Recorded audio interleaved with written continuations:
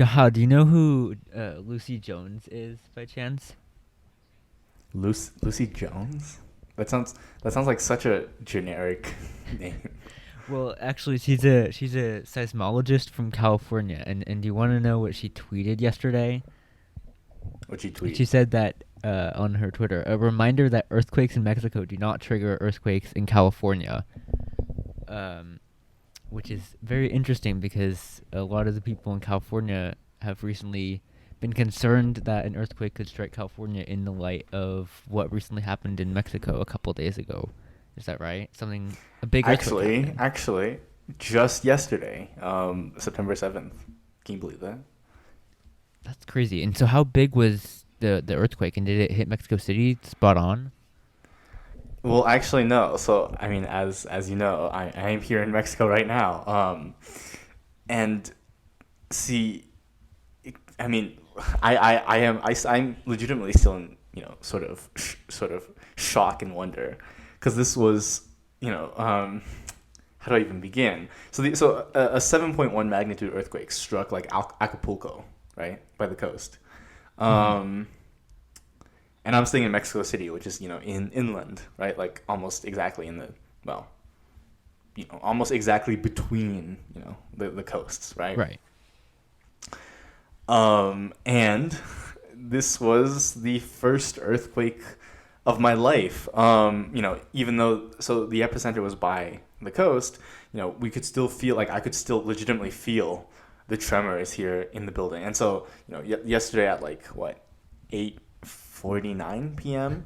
I'm staying in this Airbnb, and I just had to run outside, escape the building, with the other people, everybody else in the building.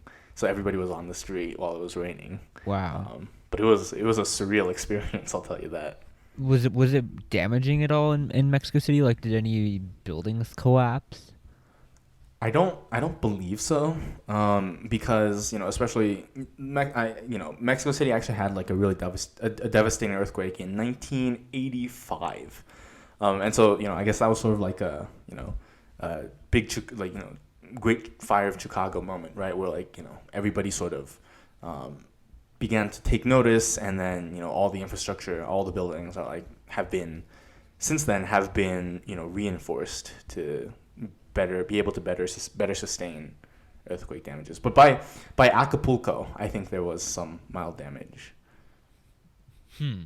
Yeah, it's crazy that so I live in a theoretically seismologically prone state, and I mean it's fair. We get a lot of earthquakes, but I've actually never been in anything larger than like a 4.0. So, uh, Yeah, I mean it's like California's situated right along the fault, right? Like it's supposed to be like you know like you guys are due to be wrecked by an earthquake soon, huh? yeah, it's a bit unsettling because they say we get them around every 30 years, and obviously we had one in San Francisco in 1906, and then we had a couple like in between, like in the 50s, and then we had the Loma Prieta earthquake in 1989, the Northridge earthquake in 1994, but we haven't really had any big ones since then that have been at least widespread caused widespread damage or notoriety. So it's a bit unsettling. We've made efforts to Mm. improve infrastructure, so that's good. We've at least modified a lot of bridges and done projects like that. But who knows? Like it could be huge. Yeah, if the ground like completely opens up, like I don't think reinforcement is like gonna help. Yeah, and it may end up being on the scale of 311 in Japan, and maybe we'll end up with a tsunami or something like that. If it, Maybe even worse, dude. I mean, the San Andreas fault is like super volatile. hmm and hopefully it Happy thoughts, doesn't. dude. The other unfortunate geographical stuff in relation to California is that we have a lot of at least there some are dormant, but we have a lot of volcanoes on the eastern side of the state. So hopefully, um, volcanic activity doesn't get triggered by a major earthquake because those volcanoes have a lot of potential to cause damage. Oh, you know what else is like we're set to be due. We're like due for as a country. The Yellowstone Caldera eruption. forgot about that. Yeah. I mean, Yeah, they're saying like well, they're saying like sometime within the next 3,000 years, but we don't know exactly when. Um, that's gonna like encompass all of the United States. I think I saw a map, and it would be like only the northern tip of Maine and the southern tip of Florida, as well as Hawaii and Alaska, that don't have any ash cover at all. So that's another fun thought, I guess it's time to I move guess. to Alaska then, or to Hawaii. Yeah, and also with all the other global catastrophes, by in like 50 years, Alaska will be like the tropical dream destination. That's what I heard. I watched a video, and supposedly everywhere north of, I think, Portland, Oregon is going to be livable, and it's going to be like an LA type climate. And then supposedly like Nunavut or Northwest Territories is going to be like the economic center of the new world, because of course they're going to have all access to the Arctic shipping routes and a much nicer climate. So supposedly Canada and New Zealand are going to become the main superpowers, and Norway too. What about Russia? The already Yeah, semi them too. But I superpower mean, they who also have, and maybe they'll get all the permafrost to I guess melt away in Siberia too. So then Siberia gains a lot of economic statute. I mean, Russia has the most to gain, out of all the countries from, global warming. Yeah, I mean, we also have to consider that might be good for a lot of countries, but then you have the sinking of like the all the islands in the Pacific, or the Maldives, or big cities like Venice. I mean, I think we should Rip. we should hope it doesn't happen, because it'd be pretty devastating for every country near the equator, especially too, and they'd all become desertified. Isn't that like such a wonderful thing? Just like one big disaster to another, and we're on, whole portions of the world like just becoming uninhabitable. I mean, it sure seems like we're on that trend now, and nothing's really flipping the switch in that regard. I mean, I guess just for now, maybe reeling it back a bit, right? In Ohio, we have like no natural disasters whatsoever, except for the mildly annoying thunderstorm that lasts for 2 weeks. No blizzards, and do you get the tornadoes? Uh, Also mildly annoying blizzards that cut off, that may or may not cut. Well, it hasn't really like cut off power. Power outages like happen every so often, but mildly annoying thunderstorms and mildly annoying blizzards and tornadoes. But the tornadoes happen all in like farm country. They all happen in like the majority actually happen in like Kansas and stuff, right? So I had to come to Mexico to finally right experience a natural disaster. I remember as a kid, when I was at airports, I was always scared to get on the flights that were going to places like Kansas City or St. Louis, because I always associated those states with like tornadoes happening every day, and thinking, wow, I'm really lucky to live in California. And nowadays, like, we have bad air quality every day, and then earthquakes too. So I guess it's not all Yeah. idyllic. Yeah, I mean, it's certainly not ideal for the Kansan farmers who lose their like whole fields of corn due to the tornadoes. But you know, I guess that it may be a preferable option to state destroying tornadoes. State destroying earthquakes and volcanoes. And while we're on the topic of natural disasters, there was Hurricane Ida last week. Were you in Ohio when that happened, and did it affect Ohio at all? When was it? Was it before the 4th? Because that's when I came I to think Mexico. it was. Yeah, it was like Sunday the 29th, I think, if that was a Sunday. Oh, I do recall. It was pretty rainy those few days, but that was it. I keep getting news alerts that it's causing so much damage in like New Orleans or in the Northeast. It looked like a lot of the subways flooded. So Oh yeah, New Orleans, New York, they're like horrible places to be for hurricanes. All like I mean, like we said, right? Ohio is just all super inland. Like if the hurricane wants to get here, it has to like go through like at least 3 other states, no matter what direction you come from. Um, so all we got was again the mildly annoying thunderstorms. What about? I mean, there hasn't. I suppose I mean, I suppose Ida didn't have any effect on California. By the way, are you guys still on fire? There are fires burning. To my knowledge, they're getting better. There were, I mean, we're in the Bay Area, so there are a lot of people who own second homes in Tahoe who have been concerned about their homes burning down. Uh, but we also haven't really. The air quality's been better as of late. It's been a bit unhealthy for sensitive groups, but it's trending better. We haven't had hazardous air quality yet, so that's a bonus. And then That's good. the hurricane, yeah, we haven't got any rain at all. It doesn't rain here until October at this point, at least in the Bay Area. There's thunderstorms in Well, the I guess. Sierras and in the mountains in the afternoons, like in Mexico City, but in like the bigger cities, we've been in a drought for forever. Mm. Yeah, I mean, you mentioned that it is raining every single afternoon here in Mexico City because it is the wet season. So fun, very fun. hmm it's interesting that seemingly all these mountain cities, both in the U.S. and Mexico, always get thunderstorms in the afternoon, and I guess it's just an established weather pattern, but it's an interesting correlation. Yeah, I mean, there's definitely a reason, but I I mean, I'd love to know it, but I don't know it. So maybe I'll find out one day. hmm Well, speaking of global superpowers, as we were a couple minutes ago, China in recent years has been trying to become a global superpower, and especially an economic superpower through a lot of infrastructure projects on their One Belt and One Road initiative. And one country I think we had wanted to talk about more was Kenya in particular, because they are one of the countries in Africa that China and Kenya have mutually agreed to build a railway in, which we thought was interesting because there's not a lot of those kinds of projects happening across the world. So Kenya, we thought, would be interesting to talk about today. Yeah, yeah. I mean, you could legitimately say that like Kenya, with maybe the exception of Pakistan, it sort of represents the biggest, um, mm, the best results of the One Belt One Road initiative so far. Eh? I don't know if that's the way I was gonna go with it, because I all I've seen is that Kenya's been in trouble and that they might lose the port of Mombasa. But in terms of actually getting stuff built, I think it's been successful.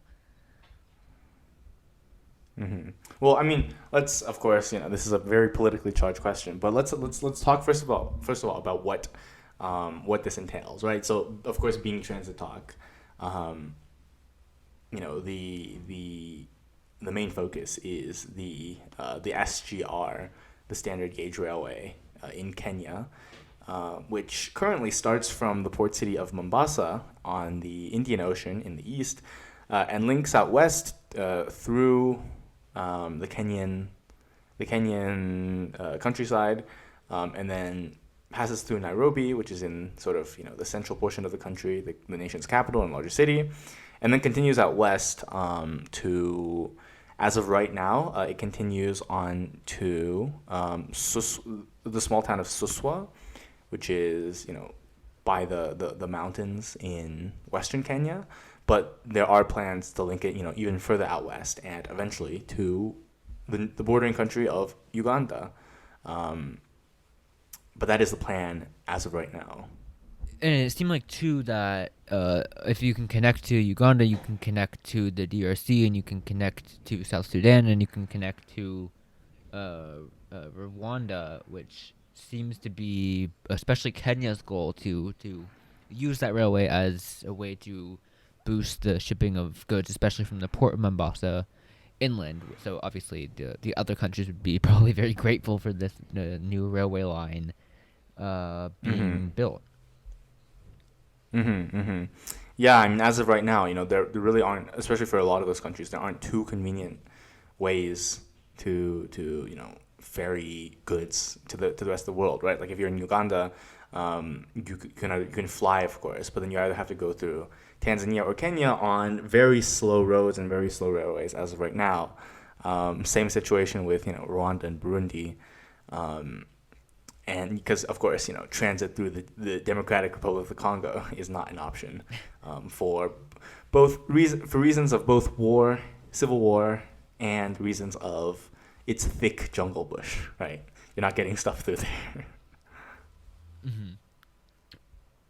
And so you mentioned a couple minutes ago that you were saying in terms of success that this project has been one of the I guess most premier and notable success stories for the OBOR. But at least like I mentioned, my perception of it is, so there's a Bloomberg headline that reads, China has built a railroad to nowhere in Kenya, uh, saying it ends 75 miles west of Nairobi. So I was curious, what do you mean when you say like it's been successful, and were you looking at specific metrics?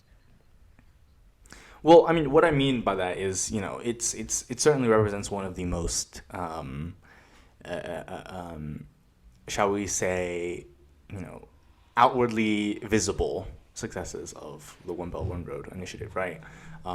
Because it is a pretty big feat to have built an entirely new railway and infrastructure and all connecting, the cities of Mombasa, Nairobi, and beyond, right? Um, it is it's one of the success stories so far. Other ones would include, for example, the light rail system in Addis Ababa, Ethiopia, things they have going on in Pakistan, other various infrastructure projects elsewhere in the world, right? Mm-hmm. But I mean, I think in terms of a national a project which is significant nationally. That's what I think this represents. And I mean, when you said that headline of building a railroad to nowhere, I mean, by that's sort of taking things a bit too literally, right? Because like yes, the terminus right now is a sort of a middle of nowhere station, west of Kenya, but the railroad represents the connection of Nairobi and Mombasa, Right. which is the critical corridor for the country and for the region as well.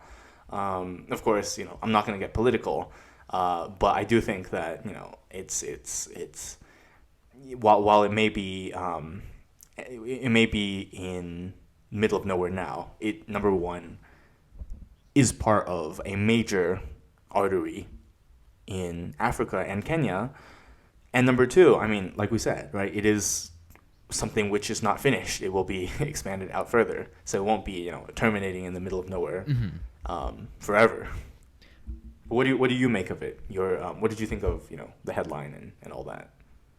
Yeah, I originally thought that maybe it maybe not even got to Nairobi yet when I first clicked on the article, but clearly it's a bit misleading, and it still connects Mombasa to Nairobi, and then it goes a bit 75 miles west out to Suswa, and I had thought that maybe in terms of the projects being completed, my initial thought was that the light rail in Addis Ababa would have a lot more meaning and impact, but I've learned that maybe the impact of this railway has actually been a lot more impactful, especially with COVID. I noticed that it's been used to ship a lot of critical supplies from the port into Kenya, which I believe would be obviously Mm-hmm. a lot more helpful in combating COVID. But I don't know actually as much about the actual stats on people using it or whether it's been profitable.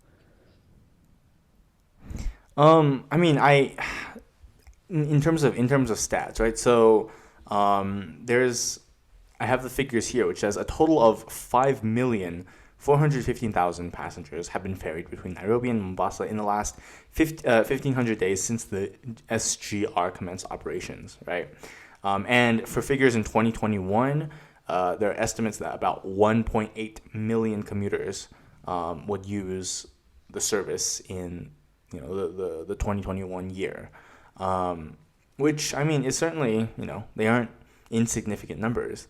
Um, in terms of profitability, right? I don't believe it has become profitable yet. Simply because, first of all, China has written off a lot of debt, right? Mm-hmm. Including in the billions of dollars of debt, but also because, this railway only began service in 2017, so 4 years ago, and it would be decently difficult, right, to immediately turn a Yeah, profit in that it takes short period of time. time. Yeah, for sure, for sure. It says, that they're currently on the second loan. The Kenyan SGI is on the second loan, with an interest rate approximately 3.34% per year, and will last until 2035. So this is very much a long-term project. Although what is interesting is that, prior to what has been planned, um, the railway is actually reverting back already. I'm sorry, the railway is already reverting to Kenyan ownership instead of, the Chinese, um, instead of the initial agreement, which was to have, which was to have, the rail line mostly be operated by China, Mhm. until 2027. But actually, it's set to they're cutting it back by 5 years instead of 10 years from 2017 to 2027. They're cutting it back to only 5 years. So in 2022, the takeover, right, by the Kenyan Railway Authority will begin. And this year is actually, a little bit of a transition year, 2021, between, to get, for example, the Kenyan companies, the Kenyan staff, acquainted with Mhm. the new train system. Huh. So, what's the is the process just like is Kenya having to pay a bit more money, more upfront earlier just to regain more control, or is it just like I guess a a peaceful transfer of power? Well, I mean, it is very much a peaceful transfer of power. That's one way to put it. But effectively, a review was conducted, to study the feasibility of transferring. It says critical positions is what it says, to the Kenyan Railway Corporation, and it was negotiated, it was negotiated, right, the date from 2027, which was initially, to shift that to cut that down to only May of 2022, because, right, of course, again, it takes a lot of time to be able to train, and find, new people to operate everything, right? Because, for example, becoming, the locomotive driver, right, that takes years of training just to be able to get up to speed. um, and so that's why, initially 10 years was set, but it seems that things are actually going decently well, that, it's,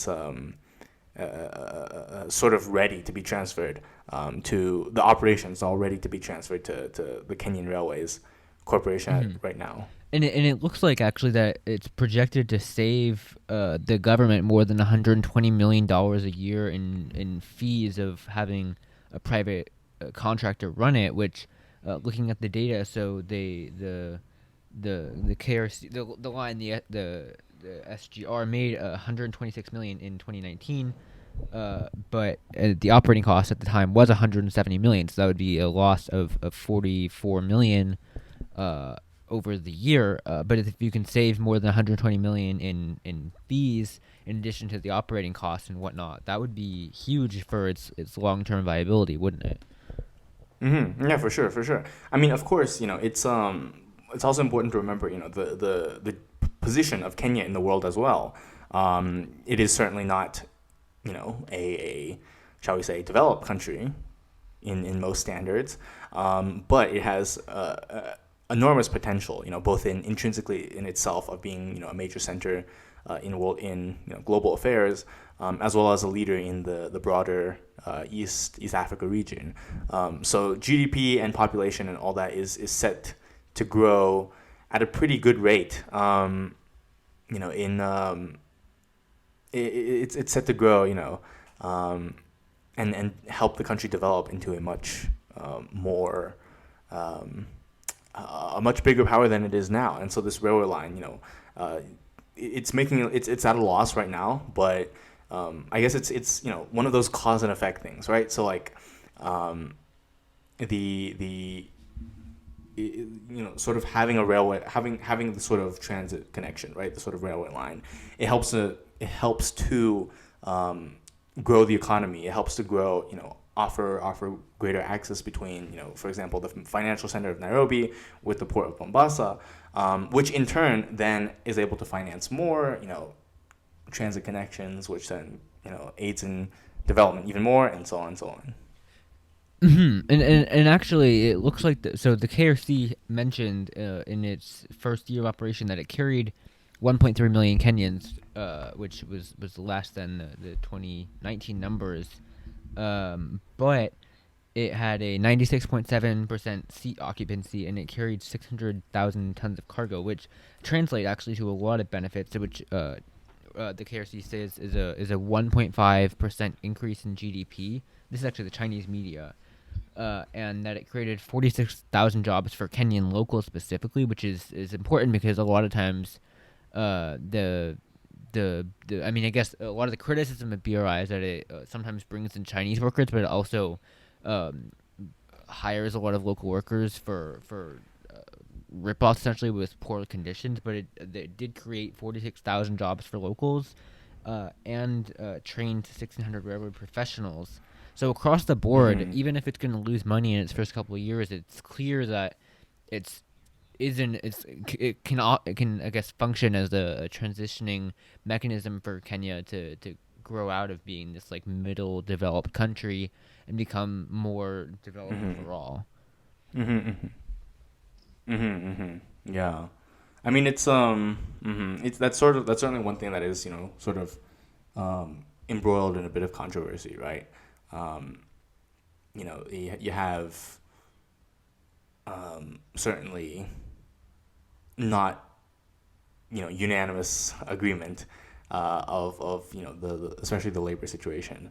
Um, I've seen in videos, for example, right, of Kenyans them talking about the actual project, and unfortunately, it is there aren't great conditions for all workers, but for what was done initially, right? Chinese workers were brought in to fill many of the roles, but it does seem that at least for now, right? The Chinese presence has certainly diminished a lot. I saw this one video. It was very recently in 2021 that said that of in the entire train only there are two locomotive drivers, one of which is Chinese and the other one is Kenyan, and then all the other staff, for example, in the station and on the trains are all Kenyan.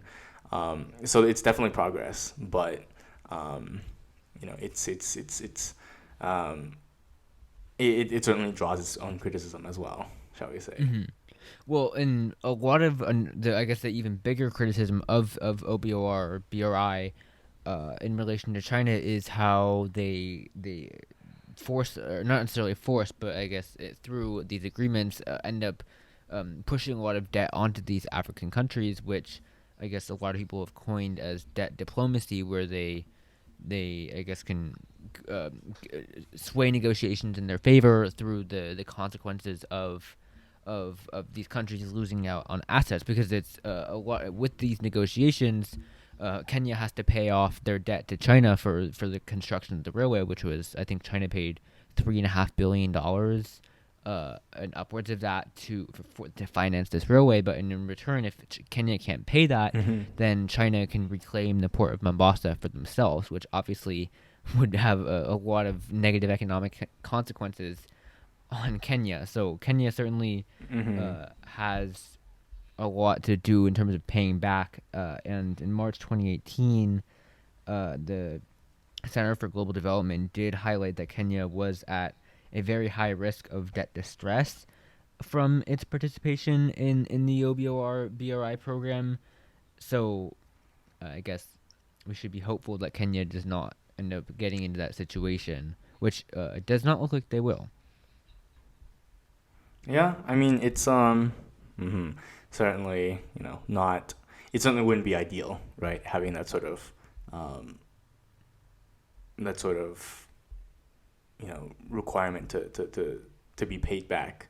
But I mean, I would say that at least on the surface, right? It does seem that everything is going quite well in terms of you know in terms of making the project fully a fully Kenyan endeavor, um, and also in avoiding any of the sort of debt traps. Um, but of course, in that regard, right? The future will see what holds for the country. Certainly don't want another sort of repeat of, for example, what happened in Sri Lanka, where the country was forced to give up a port for 99 years. Um, that wouldn't be ideal at all. But it is of course a major. This project, right, was a major, was and is, right, a major accomplishment of um, the all the parties involved, and it's critically important for Kenya itself, Kenya's future as well. Well, and actually, one of the key points we have yet to mention is that there is sort of a reasoning behind why the railway is stuck in Siswa and it hasn't expanded, which is that in 2019, China did pull out of all of their financing of the railways, essentially making it so that, right as of now, new railway tracks that would eventually connect into Uganda can't be built. So essentially, China's in, or not, Kenya's in a fragile position where they can't really expand their railway because they don't have the funds themselves, obviously. So, in a sense, at least for now, the railway doesn't seem to be moving anywhere in the future. But actually, it's interesting that um, a lot of people have suspected that China pulled out because they were getting a lot of backlash for burgeoning more and more debt on Kenya. So in some ways, China pulling out may have saved Kenya from additional debt distress, but at the same time, the railway ends in Suswa right now, and it like Bloomberg said, it may go through Nairobi, but it's still a railroad to nowhere. Yeah, I mean, it'll definitely be curious to see. It'll definitely be interesting to see what happens, because it is, definitely one way of, definitely a good thing in that, it's um, avoiding any sort of additional, debt trapping. But I mean, and I'd love to hear your speculations on this too. But I think that at least for now, since China has pulled out funding for the extensions and all that, um, sort of the next main goal for the initiative, right, for the railroad, is to link the SGR with the port city of Kisumu on Lake Victoria, so Kenya's other big port city, right? Which it is sort of, um, you know, which is still pretty far away from Suswa, right? The goal here, once you have the railroad connected with Kisumu, then that opens up tons and tons of new, easier transit links, of being able to, for example, ship, cargo to and from Uganda, Tanzania, as well as make it easier for Rwanda to sail through Victoria onto the port of Kisumu and then onto the railway, and then all the way through the Indian Ocean. Now, I this is definitely the next big step, but I mean, certainly I would say that for example, it's definitely, Kenya has survived many years of even not having this rail connection, right? So even just having a rail connection to and from Nairobi and Mombasa is still pretty major. So I don't think, just because China pulled out and just because the full project was not completed, I don't think this should be regarded as a failure, because it is still critical in the Kenyan economic sphere, and in what the future holds. But what do you think? I agree, and it's interesting because for a long while, China and the government had stated that this project was the centerpiece of the One Belt One Road initiative, and we're really hyping it up to the degree that I would think that if they wanted to achieve like the full soft power goals they had in mind for the projects, they'd probably want to get it completed. But in a way that almost signals to me that they think that the centerpiece of the project is the connection from Mombasa to Nairobi, and they don't feel the need to put any more investment and money into it. And I believe actually that Kenya does already have a railway line that runs to the Uganda border. It's just very old and it's really, really narrow. So it's not compatible Oh with yeah. any other track line. But actually, Kenya Yeah, yeah, has yeah. shown an interest in maybe connecting that to the SGR with the limited funds they have. Uh, so I mean I agree that it's not necessary to build an actual new rail line to Kisumu right now because the connection from Mombasa to Nairobi is quite good, but if funding allows, then sure. Mhm. Mhm. Mhm. Yeah, I mean it's also what's also important to remember is that although we talk like this, right? I was like, oh no, the railway line only goes from Nairobi to Mombasa and then to Suswa. Kenya, of course, still has its narrow gauge train network, built by the British in the colonial period. It's still full and running, right? So there's still passenger trains on the narrow gauge, the slower one, to and from Nairobi to the border with Uganda to Kisumu and to all a bunch of other places in Kenya. It's only the SGR, right, that is limited to the Mombasa Nairobi corridor. Although I mean I think it's definitely feasible, and that's definitely what some people are doing now, right? Taking advantage of at least the Nairobi to Mombasa portion of shipping, for example, freight on the standard Kisumu to Nairobi rail line, and then onto the SGR. Although I would say in terms of I guess one side thing I guess one side sort of observation, which I think would be interesting, is that if the Kenyan government does not proceed soon, or in the next few years with finding new funds to extend the line to Kisumu or to the border with Uganda, I think it is.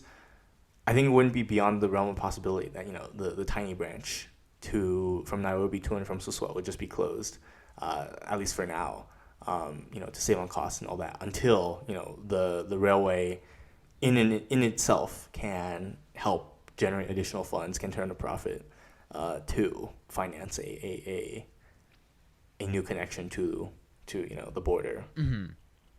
Yeah, I've heard some reports that maybe it's being extended to the town of Naivasha, which is not far from Suswa and would probably maybe be economically feasible to have trains run between it. But yeah, I would not be surprised if they just shut down the entire route to Suswa from Nairobi because it honestly does not really make a difference. And even when you consider that, oh, it only goes from Mombasa to Nairobi, like when you look at the scale of projects generally in Africa, I mean, there really isn't a country that still has a comparable rail connection that has so much economic viability because this line is able to have capacity for higher speed trains, both passenger and cargo.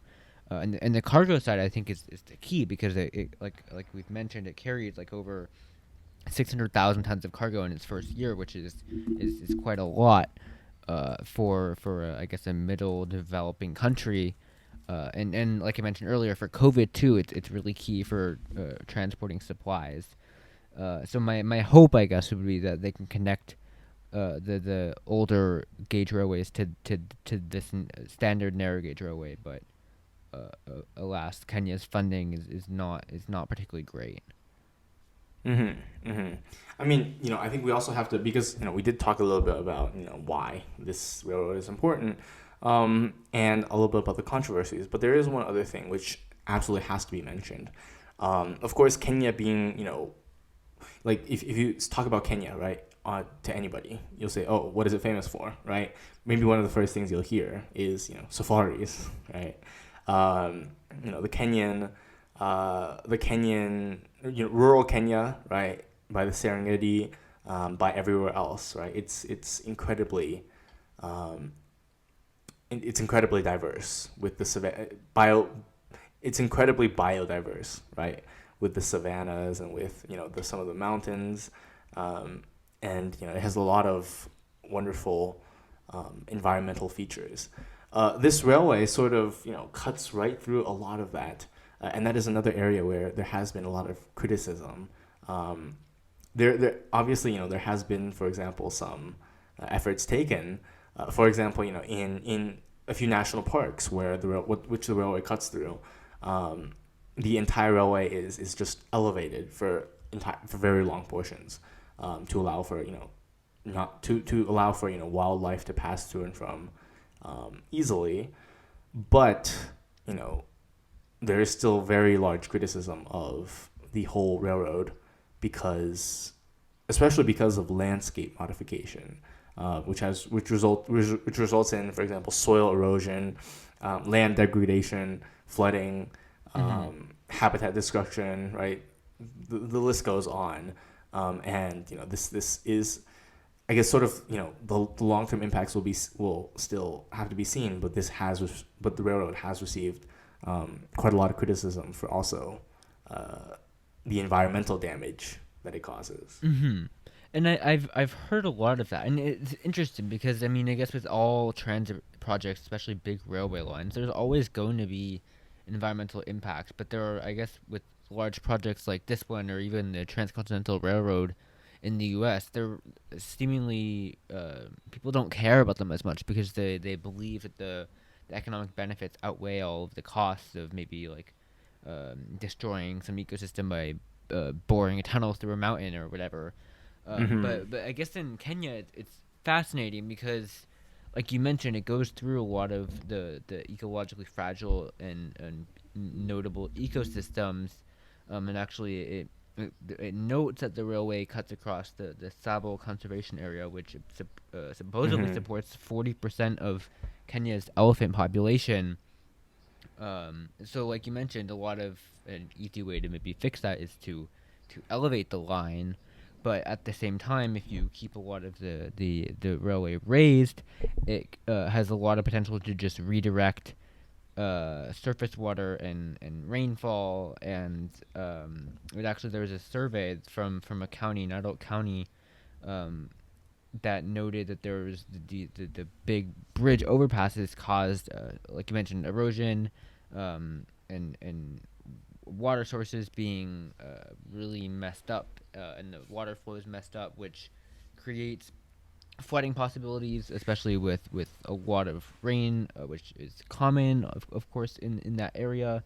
So it's really interesting because no matter what you do, you're going to have some kind of environmental impact, whether it be redirecting water flows or actually stopping migration patterns by building a rail line through a national park. So it seems like Mm-hmm. there's not really a good solution for that, and that actually could be pretty devastating in the long term. Mm-hmm. Mm-hmm.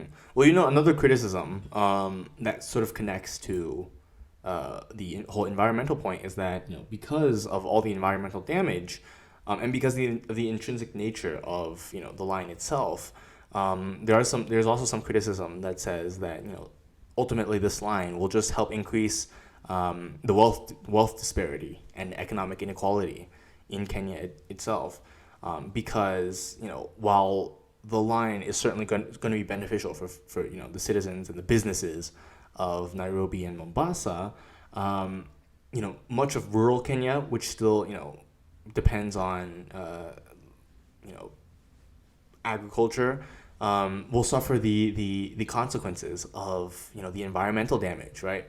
So, for example, there have been reports already of, um, in in Kijiado in Kijiado County, which is south of Nairobi, um, and in Narok County, which is west of Nairobi, right? Stormwater, has been stripping farms of soil, making, um, the annual crop yield, you know sort of really hindering that for the locals there, and they aren't going to really benefit too much from, the railway connecting Nairobi and Mombasa for Right. now. So it's sort of a win lose situation for the urban and the rural, as well as the environment itself, which is also, of course, another big criticism. And it's I hope that they can find ways to reconcile that because just globally, economic inequality is growing out of proportions everywhere. But also to some degree, having a rail line through rural areas is better than not, because at least if you have stops along the line, you can spread some of the wealth that comes from having goods being transported and whatnot. But in terms of the environmental effects on those towns, I mean, for so long in all of these projects, a lot of the rural concerns have been neglected, and they're, Mm-hmm. I mean, they don't have a lot of influence because they're so small, and the communities don't have a lot of Mm-hmm.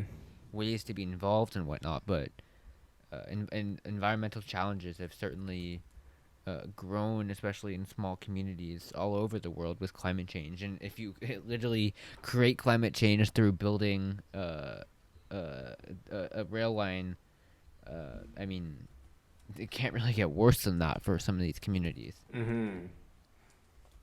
Mm-hmm. Mm-hmm. Yeah, exactly, exactly. And it's also, for some of the communities too. In especially, in the very rural areas, there's actually quite a few people, quite a lot of communities, who still live in, sort of nomadic pastoral lifestyles, right? So, for example, the Maasai people, um, a lot of them live in uh, nomadic lifestyles. Um, their lifestyles have been changed greatly, both positively and negatively by the railway. Negatively in a big way in that a lot of people have had to be relocated, which is never great.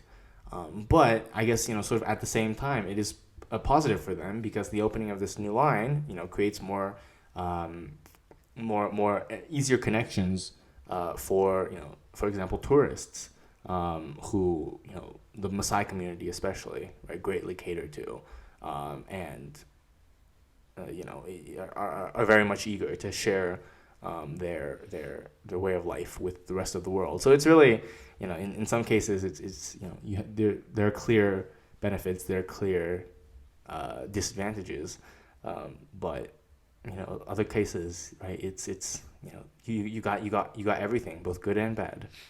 It's very much a double-edged sword because many will claim that the good outweighs the bad, but in 20 years we may disagree uh, on that assessment because much of, like we've talked about, the land is natural park land, and that, I mean, in theory you could have a lot of economic benefits from the line, of course, which we've been seeing. But if you eliminate migration patterns, whatnot, you could affect the long-term viability of national parks as a tourist attraction as well, and maybe that would see some of the positive effects neutralized, which would certainly be uh, something we would want to avoid. Mm-hmm. Mm-hmm. Mm-hmm. Yeah, for sure, for sure, for sure. Um, but again, for a lot of communities, right, and for the communities, like you said, in the middle, there's really no choice just because they're too small and they don't have any, real influence in politics or in any other meaningful way. Hmm. And yeah, it's just really interesting because there's a lot of photos online about the railway being elevated with some deer, I believe, trying to navigate their way under the overpass, and it's just kind of a sad reflection of maybe poor planning in a sense, but that of infrastructure interfering with animal pathways, which is really an issue that we don't, I think, consider enough, especially globally. I mean, I guess in the U.S. there's been some wildlife crossings built over interstates, but I mean, with all of these underpasses being built in Kenya, it could have huge effects across the board environmentally. Mm-hmm. Mm-hmm. Yeah.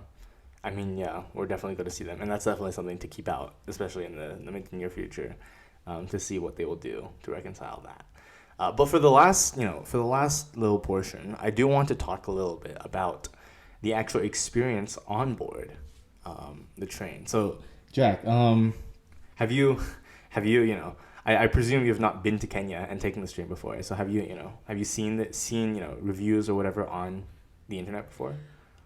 I have watched one YouTube video. It was a Noel Phillips video, and I believe it was on the train from Mombasa to Nairobi, but I will have to check that. So I may have, but I don't remember Mm-hmm. much of it, except that the train was actually pretty fast. Mm-hmm. Well, I mean, it's. Hold on, I saw the times. Um, okay, yeah. So it's the train is certainly cuts down on a lot of time, right? So the train itself, I believe, is set to take around five hours ish between Nairobi and Mombasa, whereas the old narrow gauge railway could take up to 10 to 12 hours, right? So it is certainly an improvement in Yeah, this that's amazing huge. corridor. It's very much huge, over 50%. Um, but I too, of course, have not been to Kenya. But I will say, and what people have noticed, is that if you look at for example pictures and what the stations and everything, what everything is like, it is effectively, um, it is the exact same situation as what you would find in China. In placed in Kenya, right? So, for example, the station design is identical, where you have for example, on the top of the station, right, you have in big letters the station name, right, like Nairobi Terminus, right?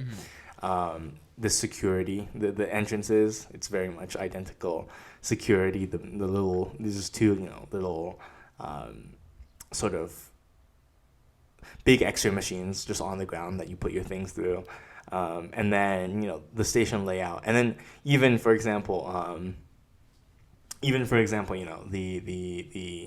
uh, the tickets, right, which are sort of about the size of your credit card, and they come in the light blue color. That's very much in the Chinese style as well. Um, Hmm. so I, I forgot who said it, but one of the YouTubers that I was watching, he really described it as sort of a very surreal experience, because he had lived in both in China and was now in Kenya, and I was like, oh my god, this is like the same thing, but everything is Kenyan, right? Which I just thought was really interesting. The onboard service too, the layout of the train, the way the service is conducted, and the way, for example, in China, right, when boarding the train, you have the sort of, what do you call them? Train attendants, right? Yeah. One standing at each door, one standing at the door of each train carriage, right, to see, to help passengers locate their seats. That's also very much present in the Kenyan Railway, which I just think is just really cool. Especially Yeah. if you've been on, taking a train in China, it is, from pictures and all, the exact same thing. Unfortunately, I have not been on any train in China, but that sounds so interesting how comparable they are. But actually, I guess it's important to mention. Uh, do you know how much it costs to ride from Mombasa to Nairobi? Like, is it expensive? And what's the services like? Is it all, I guess, economy seating, or is there a class differentiation? I know there is first class and second class. There is definitely a price differentiation. I do not know the price. You should look that up right now. Ticket price, train ticket price, Nairobi to Mombasa.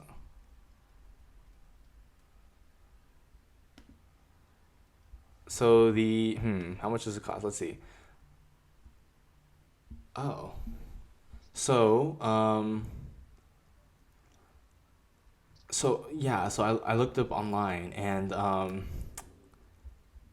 it says that for a train ticket from Nairobi to Mombasa, for first class it is 30, the equivalent of 30 US dollars, and for second class is the equivalent of 10 US dollars. So Is this that's right? that sounds accurate. I mean, that's pretty cheap for a 5 hour train ride.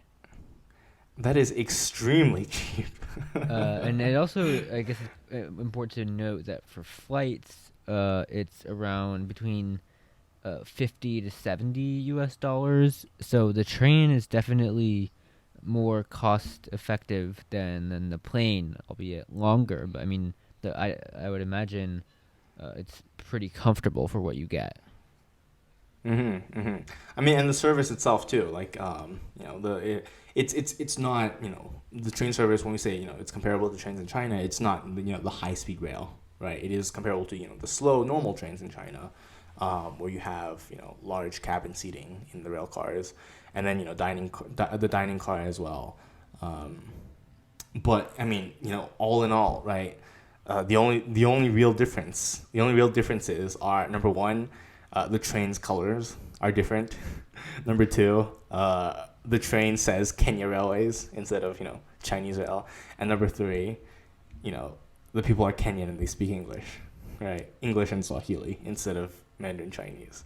Other than that, though, like even for example, something as trivial as for example, on the sides of the passenger rail cars, of some passenger rail cars, it will say, for example, the route, like not electronically, not digitally, but have a physical sign that just says the route. For example, Nairobi to Mombasa, which is something which is quintessentially Chinese style of physically putting the what the route is that the train is operating on the side of the rail car.